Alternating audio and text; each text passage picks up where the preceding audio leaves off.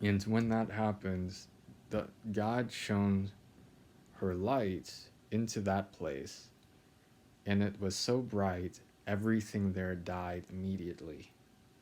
And all of the dark vile beings died and were gone forever.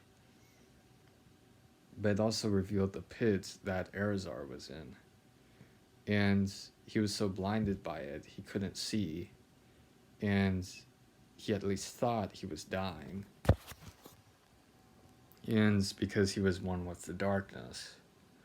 And that with the light, since he was so intertwined with the darkness, that one thought he held on to was the only thing preventing him from vaporizing in that light. And he was collected from them, but the disease was so rooted in him that the only way to get it out was to plant a seed, like of truth, in him, and that he would be born onto the earth, and through his life, the seed would develop and blossom so that he could find in his life, on his own, a cure for the darkness, because only a person of the darkness could find a cure to it, and that the curse was that only he could find it,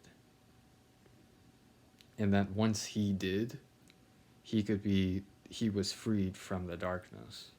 But even though God could orchestrate the events around him, God had to orchestrate suffering in his life.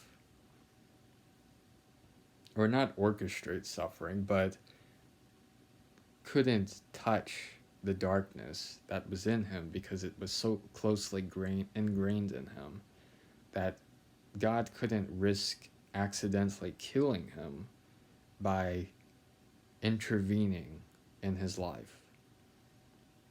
So God could only watch as these dark things would happen. And with that, uh, he would have to find out on his own the truths of these things and the cure to it to stop the darkness. And once he did that, he would be free from it forever and be able to be immortal. And that's the story of Erazar, but the light. But I'm thinking in that story, that light can be used in the dream realm with the diseases. But then it's like, what would allow two different figures, the Satan figure and the God figure, to actually agree and correspond with each other to find this shadow realm, which they could fix immediately? And the thing is with Erazar is he doesn't know because he was in there. So it's like the only thing he can do is remember what happened and hope one day that people will recognize who he is and find him. But it's like, I don't know. There's a But the point with that is a thing is that if you manage to solve the riddle of how to get Satan and God to agree to rid the darkness of Erazar, then you could, I think, cure the world of the disease in it. So that's all I have to say for now. And I guess it's something to think about, you know?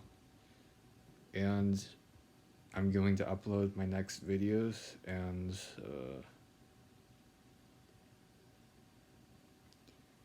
to be honest about the future, it feels very dark and hopeless. But also, I hope I'm wrong, because even if in my life I found many of the things I thought of were right, I found the best thing to do sometimes is not to prove anything, because the less things I prove are right, the more that other people can tell me of how I'm wrong. And I think I don't want to prove that the world is a dark, hopeless place, because maybe someone could show me that I'm wrong. But if I thought about it too much, then I'd realize that there's no hope for the world. But really, what I could be saying is that I don't think there's any hope in me, because I think the world is just hell. So that's all I have to say for now, and I'll see you in my next video.